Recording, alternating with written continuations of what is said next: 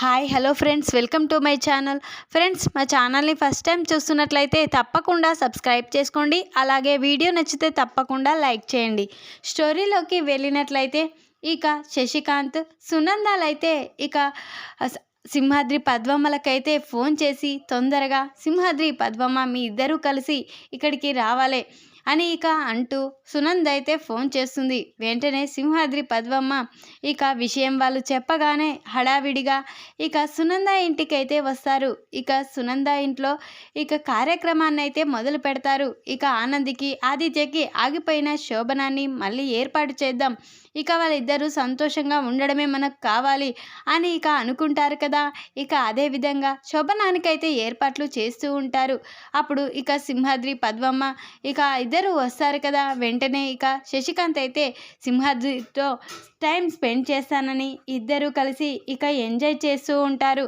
ఇక ఇక ఆనంది రూమ్ని అలంకరిస్తూ ఉంటుంది పద్మమ్మ అయితే. అదే సమయానికి అక్కడికి అలేఖ్య వస్తుంది. ఇక అలేఖ్య ఆ పువ్వులు తీసుకొని తన జడలో పెట్టుకోబోతూ ఉండగా ఇక పద్మమ్మ అయితే, ఏంటమ్మా దివ్య, ఏం చేస్తున్నావు? ఈ పువ్వులు అక్కయ్యి, నువ్వు పెట్టుకోవడం ఏంటి అని అంటూ కసురుతూ ఉంటుంది పద్మమ్మ అయితే. అప్పుడే ఇక దివ్య అయితే, ఏంటి పెద్దమ్మ, ఈ పువ్వులు నేను పెట్టుకోకూడదా అని ఇక అంటూ ఉంటుంది దివ్య అయితే. అప్పుడే ఇక పద్మమ్మ, లేదమ్మా, ఇది మీ అక్క కోసం తీసుకొచ్చిన పువ్వులు, నీకు ఉదయాన్నే తెస్తాను కానీ అని ఇక పద్మమ్మ ఆ పువ్వులని లాక్కుంటుంది. ఇక వెంటనే అలేఖ్య అక్కడి నుంచి బయటికి వస్తుంది. ఇక జీవన అలేఖ్య దగ్గరికి వచ్చి, చూసావు కదా అలేఖ్య, ఏం జరుగుతుందో ఈ ఇంట్లో ఒక కార్యక్రమం జరుగుతుంది. ఆనంది ఆదిత్యల శోభనం తిరిగి ఇక మా అత్తయ్య మామయ్యలు ఇక వాళ్ళకి శోభనాన్ని ఏర్పాట్లు చేస్తున్నారు. చూస్తున్నావు కదా, ఆ పద్మమ్మ ఇక ఆ రూమ్ని అలంకరిస్తుంది.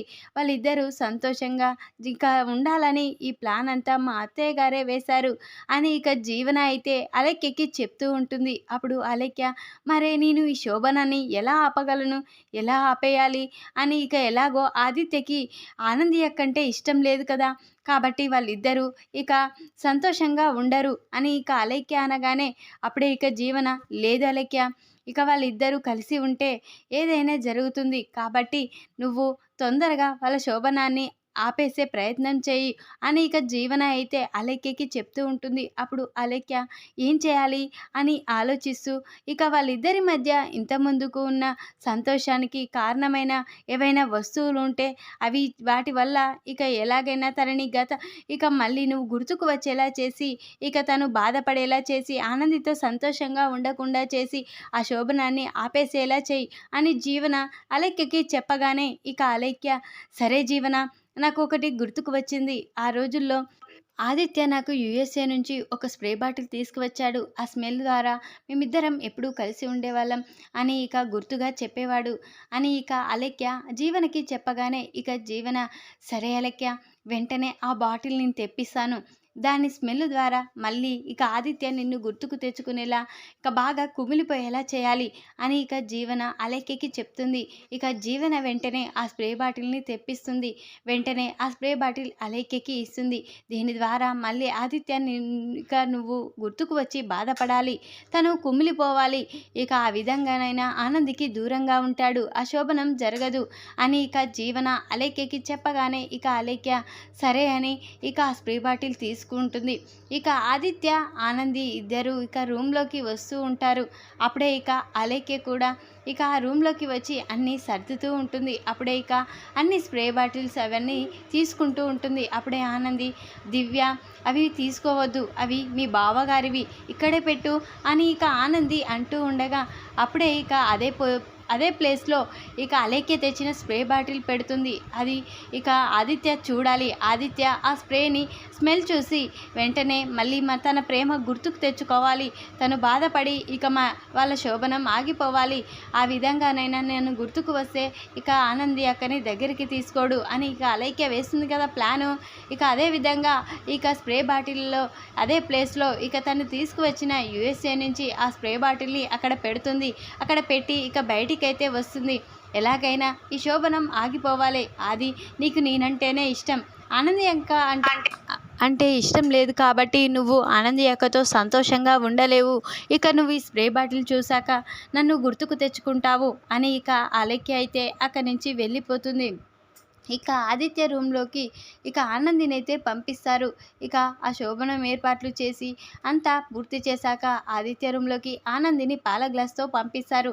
అప్పుడే ఇక ఆనంది ఆదిత్య ఇద్దరు ఇక ఆదిత్య మాత్రం ఉంటారు. అప్పుడే ఇక ఆదిత్య అలెక్య అక్కడ పెట్టిన స్ప్రే బాటిల్ చూసి వెంటనే ఆ స్ప్రే బాటిల్ తీసుకొని షాకింగ్గా చూస్తూ ఉంటాడు. ఇక అది చూసి ఇక ఆ రోజు అలెక్యతో మాట్లాడినవి అలెక్యకి గిఫ్ట్గా ఇచ్చింది గుర్తుకు చేసుకుంటూ ఉంటాడు ఆదిత్య అయితే. ఏంటి అలెక్య, ప్రతి విషయంలోనూ నాకు నువ్వే గుర్తొస్తున్నావు. ఇప్పుడు నీ గురించి ఆనందికి చెప్పి ఎలా బాధ పెట్టగలను, చెప్పకుండా ఉండలేకపోతున్నాను. ఇక ఆనంది ఎంత మంచిదో నాకు తెలుసు. ఆనందిని నేను ఇలా మోసం చేస్తున్నానని ఇక నేను కుమిలిపోయేదానికంటే ఇక ఈ విషయం చెప్పి ఆనందికి నిజం చెప్పి నా గుండెలో భారాన్ని దించుకుంటేనే బాగుండనిపిస్తుంది. కానీ ఈ విషయం నాన్న ఇక తనకి చెప్పొద్దని మాట తీసుకున్నాడు. ఇప్పుడు ఏం చేయాలి అని ఆ స్ప్రే బాటిల్ చూస్తూ ఇక ఆదిత్య అయితే బాధపడుతూ ఉంటాడు. అప్పుడే ఆనంది ఆదిత్యని చూసి, ఏంటి ఆదిత్య గారు, ఎందుకు ఆ బాటిల్ని అలా చూస్తున్నారు, ఇక నీకు ఇష్టమైన స్ప్రేనా అని ఇక ఆనంది అంటూ ఉంటుంది. అప్పుడు ఆదిత్య ఇక లేదు ఆనంది అని అక్కడ పెట్టేస్తాడు. వెంటనే ఏంటి ఆదిత్య గారు, మీరు ఇదివరకులా సంతోషంగా లేరేంటి, ఇప్పుడు ఎందుకు ఎప్పుడు చూడు బాధపడినట్లే ఉంటున్నారు, ఇదివరకులాగా మీరు ఉండడం లేదు. దివ్య కూడా కోలుకుంటుంది కదా, దివ్యకి గతం గుర్తుకు వస్తే తన వాళ్ళ దగ్గర పంపిస్తాము, కానీ ఎందుకు ఇలా ఉంటున్నారు ఆదిత్య గారు అని ఇక ఆనంది అడుగుతూ ఉంటుంది. అప్పుడు ఆదిత్య, ఏం చెప్పను ఆనంది, నీకు చెప్పాలనిపిస్తుంది కానీ ఏం చెప్పాలో అర్థం కావడం లేదు. అటు నాన్నగారు మాట తీసుకున్నారు ఈ విషయం బయట పెట్టొద్దని, కానీ నేను నా మనసులో ఈ విషయాన్ని దాచిపెట్టుకొని నిన్ను బాధ పెట్టలేను. ఈ గుండెలో భారాన్ని దించుకుంటే బాగుండనిపిస్తుంది.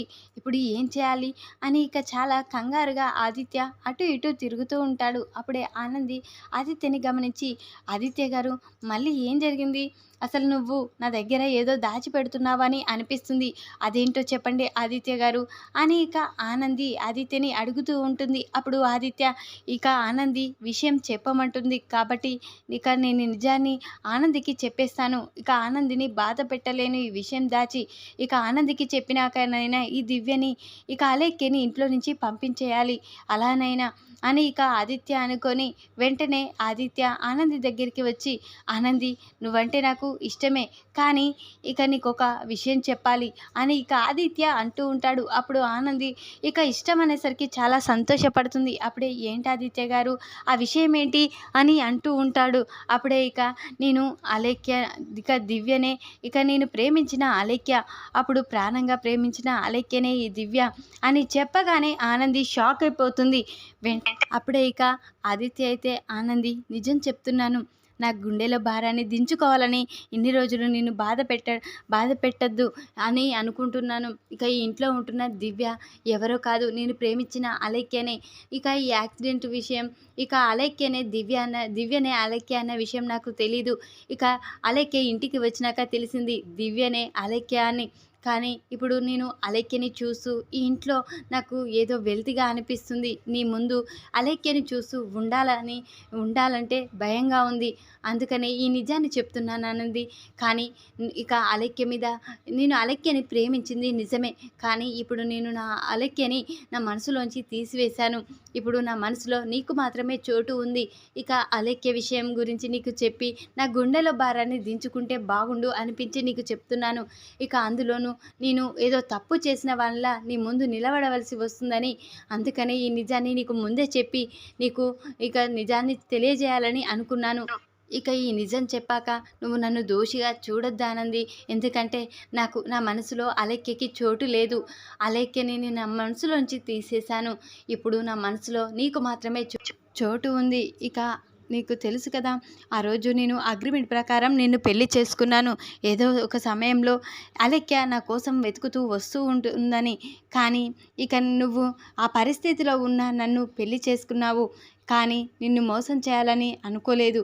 కాబట్టి నేను ఆ అగ్రిమెంట్ చింపేసి నిన్ను ఎప్పటికీ నా భార్యలా స్వీకరించాను. అంటే నువ్వు చేసిన త్యాగం చాలా గొప్పదానంది. నేను కాళ్ళు లేని పరిస్థితిలో ఉన్నప్పుడు నువ్వు నాకు అమ్మవయ్యావు. నన్ను అమ్మలా చూసుకున్నావు. ఇక నాకు ఉన్న బాధని తొలగించావు. నేను కాలు రావని బాధపడుతూ ఉంటే నువ్వు ఇక నాకు ఒక ధైర్యాన్ని చూపావు. అలాంటిది నిన్ను మోసం చేయాలనిపించలేదు. నేను నిన్ను ప్రేమిస్తున్నానన్నది ఇక నా మనసులో అలేఖ్యకి చోటు లేదు. కాబట్టి నేను చెప్తున్నాను, ఇక అలేఖ్య నా మనసులో చోటు లేదు, నీకు మాత్రమే చోటుంది. అందుకనే ఈ అలేఖ్యని చూస్తూ నాకు ఈ ఇంట్లో ఉంటుంటే భయంగా ఉంది. తనకు గతం గుర్తుకు వస్తుందేమో అని భయంగా ఉంది. అందుకే ముందుగా చెప్తున్నాను, తనని ఇక నువ్వు ఎలాగైనా ఇంట్లో నుంచి పంపించామని ప్రాధేయపడడానికి నీకు ఈ నిజాన్ని చెప్పాను అని ఇక ఆదిత్య అయితే ఆనందికి చెప్పగానే ఆనంది చాలా బాధపడుతుంది. ఆదిత్య గారు, మీరు నన్ను ప్రేమిస్తున్న మాట నిజమే. నేను నీ మనసులో ఉన్నానన్నది నిజమే. కానీ నీ ప్రేమించిన అమ్మాయి నువ్వు నీ ఎదుటే ఉంటే నువ్వు ఎంత బాధపడుతున్నావో నాకు అర్థమైంది. ఇక నాకు అర్థమైంది, దివ్య విషయంలో నువ్వు బాధపడుతున్నావని నాకు అర్థమైంది ఆదిత్య గారు. ఎలాగైనా దివ్యని నీ కళ్ళ నుంచి పంపించాలి కదా నీ కోరిక. ఖచ్చితంగా దివ్యని తిరిగి అమ్మా నాయనల దగ్గరికి పంపిస్తాను. నువ్వు బాధపడేలా నేను ఏ రోజు చేయను అని ఇద్దరు మాట్లాడుకుంటూ ఉంటారు. ఇక అసలు నిజమైతే ఆనందికి చెప్పి ఆదిత్య ఆనంది అలేఖ్యల ప్రేమ గురించి చెప్పి ఇక ఆనందికైతే ఇక తన గుండెలో భారాన్ని దించుకుంటాడు. అప్పుడు ఆనంది అర్థం చేసుకుంటుంది. ఇక అప్పుడే అలేఖ్య ఇదంతా చాటుగా కిటికీలోంచి చూస్తుంది. ఒక్కసారే షాక్ అయిపోతుంది. ఏంటి, ఆదిత్య మనసులో నాకు చోటు లేదా? జీవన ఏంటి? ఇక ఆదిత్య మనసులో ఎప్పుడు నేనే ఉన్నాను, నన్ను మర్చిపోలేకపోతున్నాడు. అందుకే ఆనంది అక్కని అగ్రిమెంట్ ప్రకారం పెళ్లి చేసుకున్నాడని చెప్పింది. ఇప్పుడేంటి, ఆదిత్య ఏంటి ఆనంది అక్క ఇక తన మనసులో ఉందని, నేను నా మనసులోంచి తన మనసులోంచి తీసేశాడని, ఇక తనని మర్చిపోయానని, ఇక తనని ఈ ఇంట్లో ఉంచి గతాన్ని గుర్తుకు తెచ్చి ఇక ఇంకా బాధ పెట్టలేనని నన్ను పంపించమంటున్నాడు. అంటే ఆదిత్య మనసులో నాకు చోటు లేదు. అందుకనే ఇక ఆదిత్య నన్ను పంపించమని ఆనంది అక్కని అడుగుతున్నాడు. ఇక జీవన మాత్రం ఆనంది అక్క ఇక ఆదిత్య ఆ పరిస్థితిలో ఉన్నప్పుడు పెళ్లి చేసుకోవడానికి కారణం ఆస్తి అని చెప్పింది.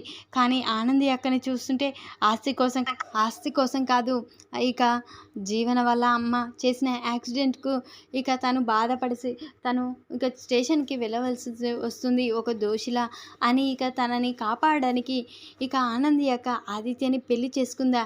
ఇదంతా జీవన దాచిపెట్టి ఇక జీవన ఇక ఆనంది యొక్క ఆస్తి కోసం వచ్చిందని అబద్ధం చెప్పింది.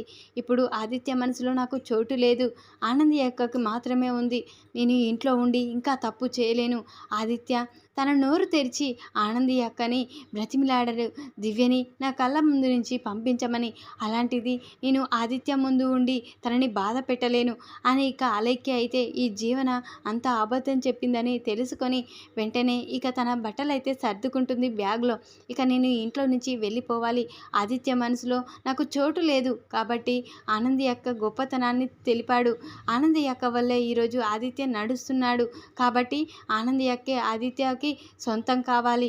కాబట్టి నేను ఇంట్లో నుంచి వెళ్ళిపోతాను అని ఇక అలేఖ్య ఇక బ్యాగ్ తీసుకొని ఇక హాల్లోకి అయితే వస్తుంది. అప్పుడే హాల్లో అందరూ ఉంటారు. అలేఖ్యని చూసి షాక్ అయిపోతారు.